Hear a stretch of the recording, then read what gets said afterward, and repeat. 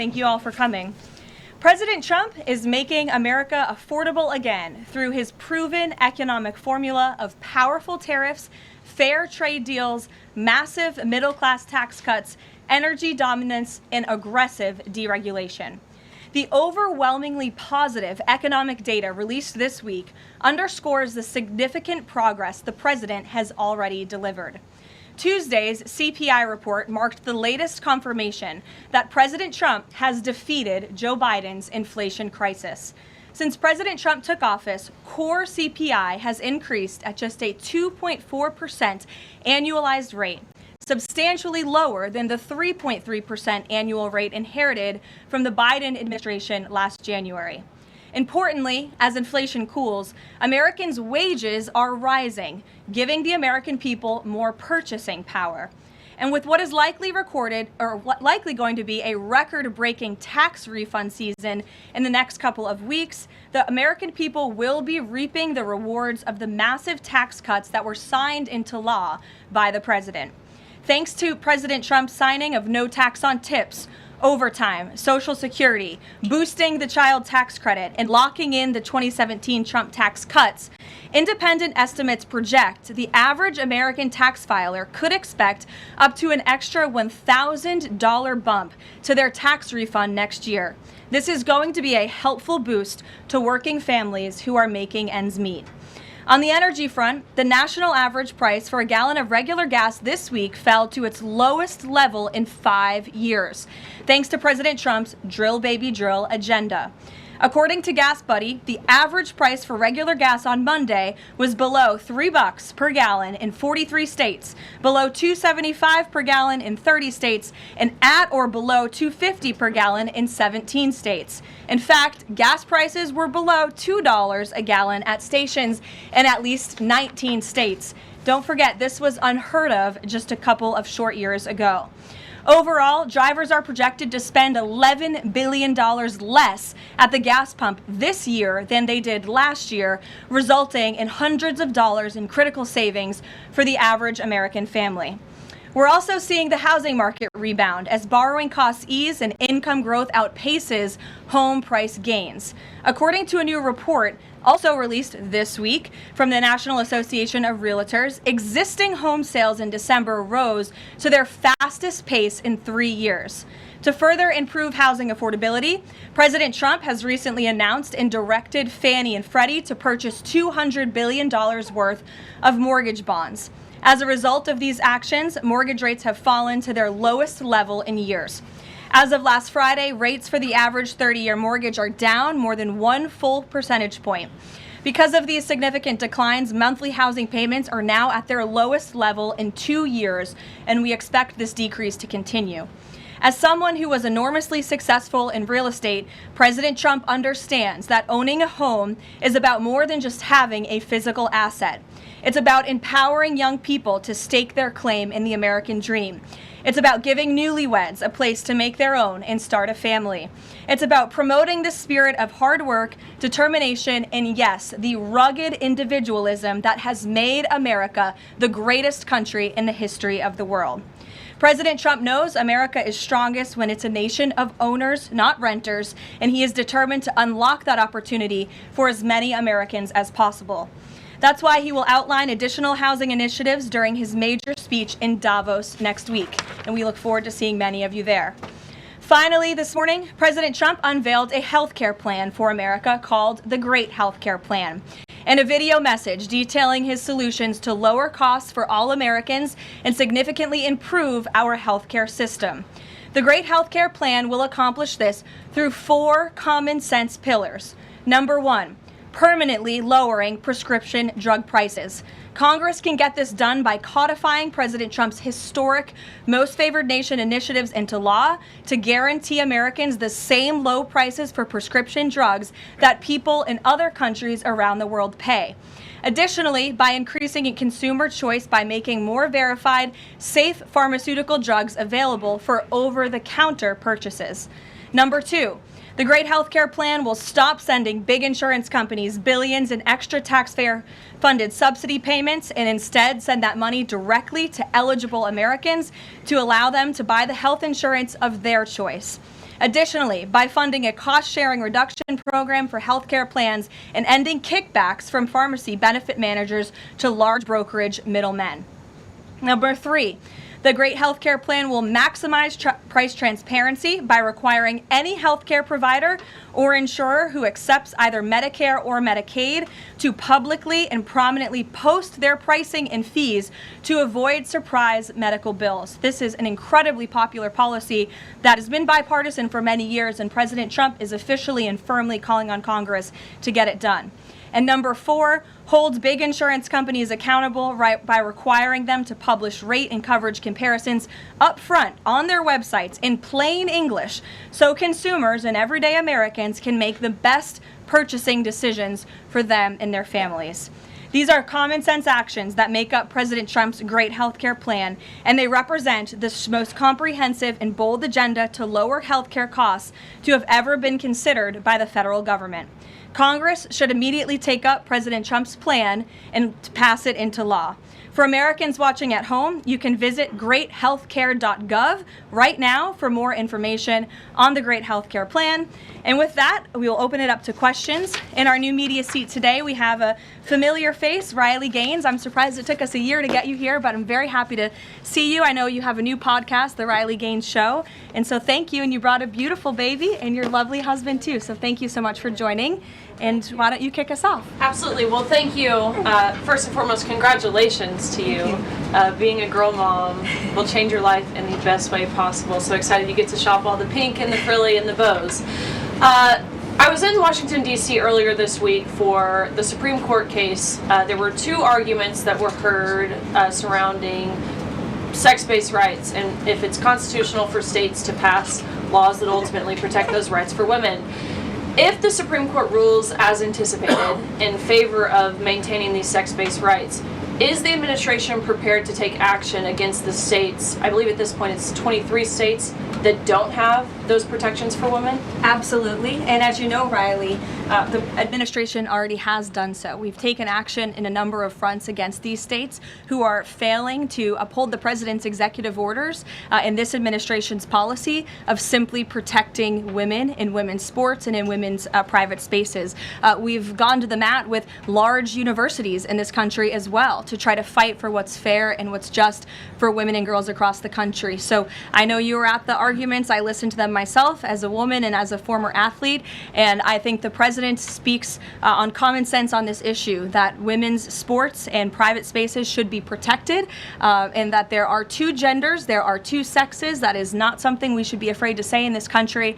And I think, frankly, it was quite alarming to not only hear a couple of justices gravel over that basic fundamental biological fact that men and women are different but inherently equal, but we are certainly different and women deserve such rights. We hope and expect that the Supreme Court will rule in the right way on this matter.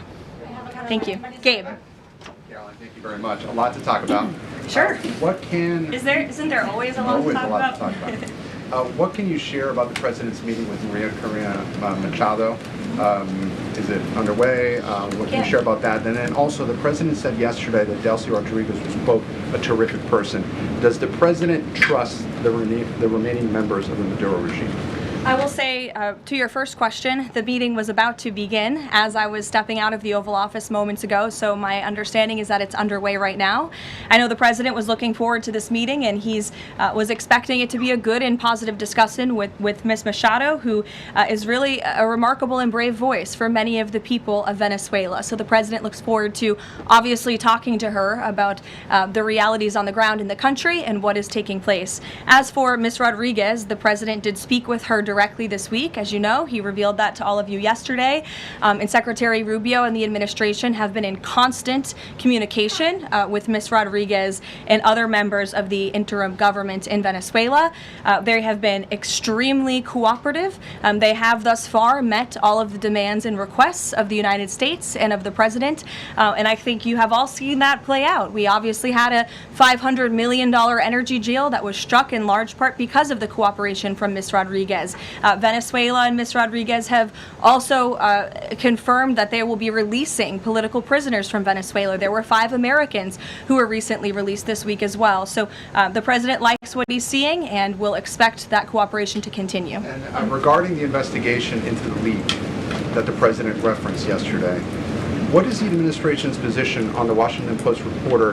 The Post has reported that she was told that she is not a target of the investigation. Does the administration believe she did anything wrong? And then also, what is the administration's position on the Pentagon Papers case from the 1970s that affirmed reporters' right to publish classified information under certain circumstances? Well, since this is an active investigation, I don't want to comment on it much more than what we did yesterday to obviously confirm the investigation, and I can confirm what the Attorney General stated and the President as well, which is that the individual, unfortunately a contractor at the Pentagon, chose to unlawfully leak classified and very serious information to this Washington Post reporter, hence why the reporter's home was looked into by the FBI, rightfully so. And the administration is not going to tolerate leaks, especially from within the national security apparatus of the United States government, that put our nation's integrity and our national security at risk. Full stop. The president will not support that. I know the Secretary of War will not support that, and it will not stand. And legal action will be taken against anyone, whether it's a member of the press or whether it's an employee for a federal agency who breaks the law. If you break the law and if you endanger our men and women in uniform, you are going to be held accountable, period, full stop. But Jackie. Does this administration believe that this reporter or any reporter has a right to publish classified information under certain circumstances? Look, I think that we do not believe that individuals who have been given the privilege of holding a top secret clearance should be illegally leaking that classified information, and I know the American people agree with that. And I think it's a basic tenet of journalistic integrity not to publish information that could directly endanger the operational security or the brave men and women who are serving this country in uniform and putting themselves in harm's way to protect not just the people of this administration, but all of you in the press and all of their fellow Americans as well. Jackie. Thank you, Karoline. I wanted to get the White House reaction to Iranian state TV broadcasting an implicit threat to the president's life. It was images of the assassination attempt in Butler, Pennsylvania, according to reports, with the message, "This time it will not go wrong." I have not seen that, to be honest with you, Jackie. We'll take a look, and I'll let the president and his national security team examine that footage to ensure its legitimacy. Again, I haven't seen it, so I can't comment on it. What I will say with respect to Iran is that the president and his team have communicated to the Iranian regime that if the killing continues, there will be grave consequences. And the president received a message, as he revealed to all of you and the whole world yesterday, that the killing and the executions will stop. And the president understands today that 800 executions that were scheduled and supposed to take place yesterday were halted. And so the president and his team are closely monitoring this situation, and all options remain on the table for the president. That Netanyahu encouraged him against strikes. Look, it's true that the president spoke with Prime Minister Netanyahu, but I would never details about their conversation without giving the expressed approval by the president himself. Ouija. Thank you, Caroline. Is it still the president's assessment that it would be very hard for Ms. Machado to leave Venezuela because he says she lacks the respect and support in that country? And will he raise that with her today? I think the president's assessment that you just pointed out was based on realities on the ground. It was a realistic assessment based on what the president was reading and hearing from his advisors and national security team. And at this moment in time, his opinion on that matter has not changed. He has also said that he would like there to be elections in Venezuela when the time is right. That's right. Do you have any update on when that might be, and is he committed to a transition to democracy for Venezuela? Yes, and he is also committed to hopefully seeing elections in Venezuela one day, but I don't have an updated timetable for you today. Reagan in the back. Thanks, Caroline. I have a question for you on Minnesota and then also Venezuela. Sure. President Trump threatened invoking the Insurrection Act today in a Truth Social post. I'm wondering what his tipping point is. Like, what would it take for him to invoke the Insurrection Act? Look, that's only a question, frankly, Reagan, the president can answer. But the Insurrection Act is a tool at the president's disposal. As you know, it has been used sparingly, but it has been used by previous presidents in American history. And I think the president's Truth Social post spoke very loud and clear to Democrats across this country, elected officials who are using their platforms to encourage violence against federal law enforcement officers who are encouraging left-wing agitators to unlawfully obstruct legitimate law enforcement operations. And if you talk to any law enforcement officer, no matter what level they work at, they want to be working with their counterparts, whether that's at the federal level or the federal authorities wanting to work with their counterparts at the state and local level. And it's truly shameful that now for more than a year, you've had elected Democrat governors and mayors who have basically held their state and local law enforcement hostage and told them, you cannot cooperate with federal law enforcement. Why? They cooperated under the Biden administration. It's because these Democrats are deranged in their hatred for President Trump, and they are holding their state and local law enforcement hostage as a result. And these Democrat mayors and governors are doing this over what? Over the lawful and legitimate law enforcement operations to remove violent criminals from the streets of Minnesota, from the streets of California, from the streets of New York, and from the streets of every state across this country. And you don't see these riots and this vandalism taking place in states like Florida. Why? Because you have a governor in that state who has empowered federal and local authorities to work together. And it's despicable what we're seeing from these Democrat politicians, especially in sanctuary states and cities across the country. Yesterday, Caroline. Go ahead, John. Oh, thank you so much. My question is, President Trump has talked twice in recent days, once at the Kennedy Center and then to Reuters again last night about canceling the election. Why is he talking about this? I believe you're referring to the president's interview at Reuters last night. I was in that interview. It was a closed-door interview. Obviously, there was not audio or video. The president was simply joking. He was saying, we're doing such a great job. We're doing everything the American people thought. Maybe we should just keep rolling. But he was speaking facetiously. And then one more. Sure. On the labor secretary. She's under investigation. Has he spoken to her about this? I don't know if the president has spoken directly to the secretary. If they have, I'm unfamiliar with that conversation, but I have spoken to the president about that report regarding the secretary. He's aware of the internal investigation and he stands by the secretary, and he thinks that she's doing a tremendous job at the Department of Labor on behalf of American workers. PBS, go ahead. You were mentioning a moment ago about working federal, state, local officials in Minneapolis. Governor Walz's office is saying today that he's trying to get a hold directly with the president. Have they spoken? And if they haven't, why haven't they spoken? If there's the desire from Walz, as they're saying, to de-escalate what's happening there. I'm not sure if that's a genuine offer to speak with the president. I was with the president about 30 minutes ago, and they hadn't spoken at that point. Look, the president is always willing to answer the phone when people pick up and call. When there was another tragic shooting many months ago in Governor Walz's state, he spoke directly with the governor. But I would ask that the governor stops inciting the harassment and illegal obstruction of law enforcement in his state. All ICE and federal law enforcement are trying to do are remove people like this off of the streets of Governor Walz's city in Minneapolis and of his state in Minnesota. If you look at some of the individuals in this photo, these are all illegal alien criminals who came into our country under the previous administration. This is some of the most disturbing crimes you will ever read about, and there's only a few reporters in this room who will actually talk about these individuals. This is all ICE is trying to do. They are trying to remove people like this from Governor Walz's state. And so yes, he should pick up the phone and he should say that he will cooperate with this president and with the federal government in making Minnesota safer, because that's all President Trump and his administration want to do. Mary. Thanks, Caroline. The president says he wants money to go directly to Americans so they can buy their own insurance.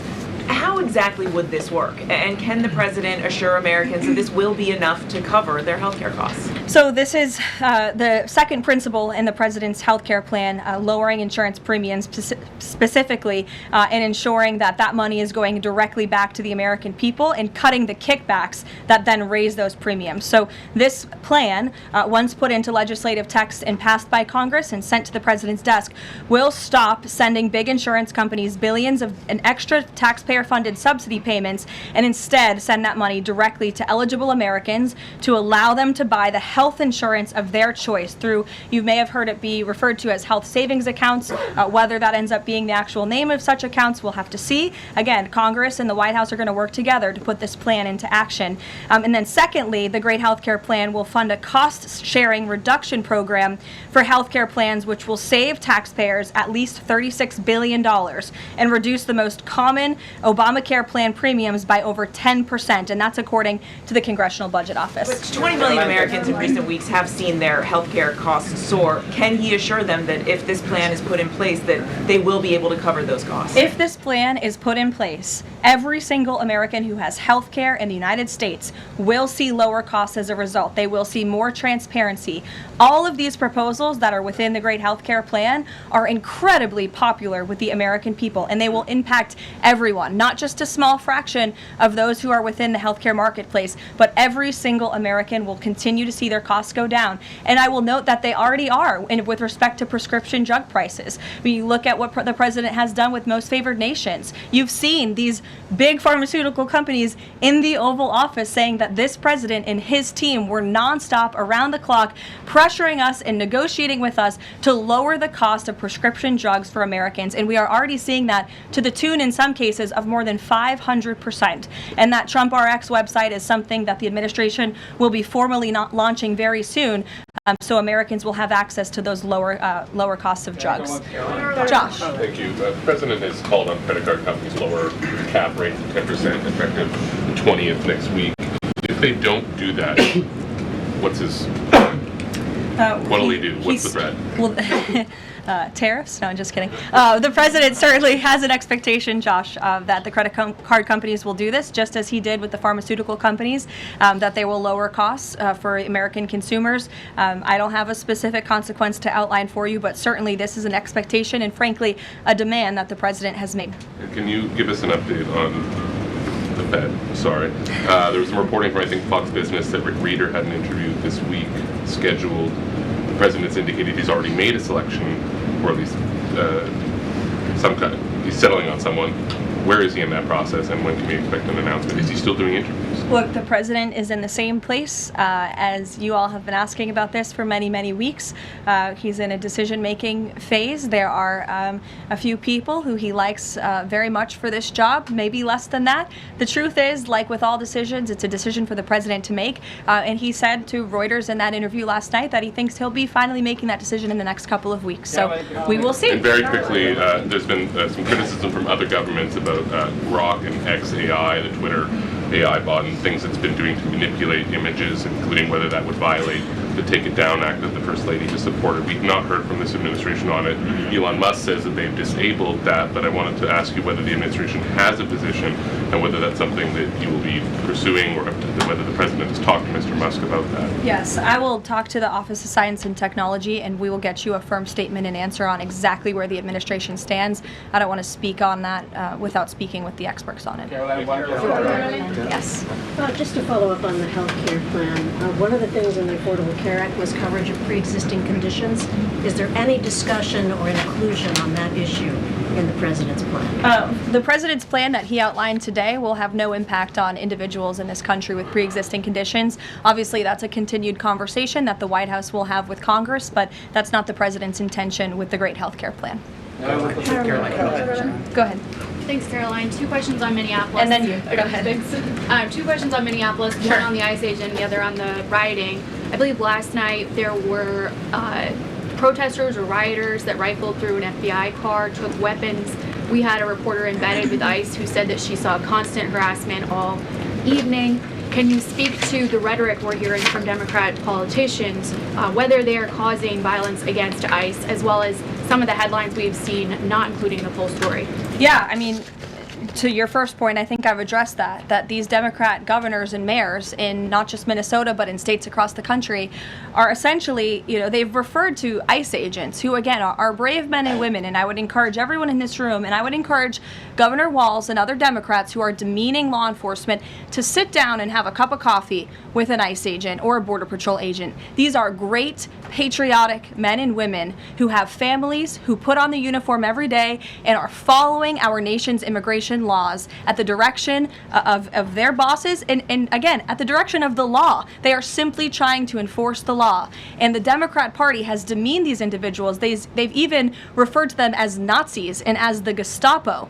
And that is absolutely leading to the violence we're seeing in the streets. If you look at some of the images out of Minneapolis last night, look at this vehicle. Look at what it says. It says F ICE. You have these individuals who are putting their middle finger, proudly so at the camera. Another ICE individual, a vehicle that was vandalized last night by these left-wing agitators. People don't do this without encouragement from people in power who make them feel like it's okay. Here's another one.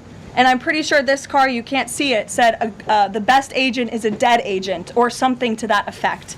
This is despicable rhetoric that we're seeing, and the media is absolutely complicit in this violence, because if you look at the headline from CNN, protests erupt after federal agent shoots man in Minneapolis, that is not the story, that is not the truth. If you actually want to know the truth, you can look at what the Department of Homeland Security released, which is that this ICE agent was executing a targeted operation against a Venezuelan illegal alien who was unlawfully present in the country.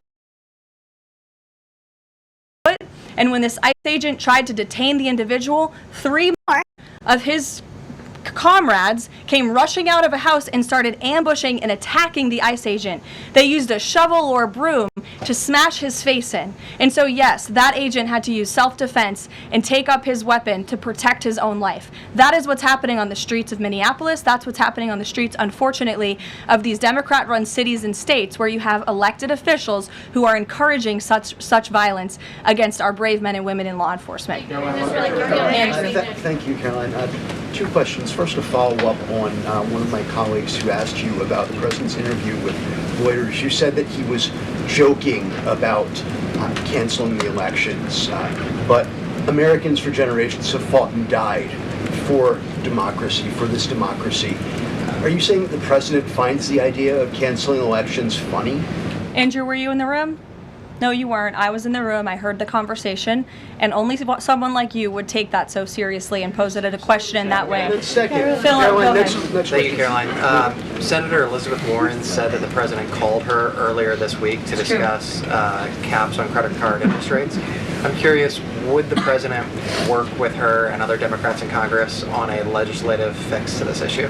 I think the president would work in good faith with anyone in Congress for a good legislative fix that would benefit the American people. And that's precisely why he called Senator Warren earlier this week on that matter. Thanks, Caroline. Earlier, you were just defending ICE agents generally, and earlier on, Secretary Noem spoke to the media, and she said, among other things, that they are doing everything correctly. 32 people died in ICE custody last year. 170 U.S. citizens were detained by ICE, and Renee Good was shot in the head and killed by an ICE agent. How does that equate to them doing everything correctly? Why was Renee Good unfortunately and tragically killed? Are you asking me my opinion?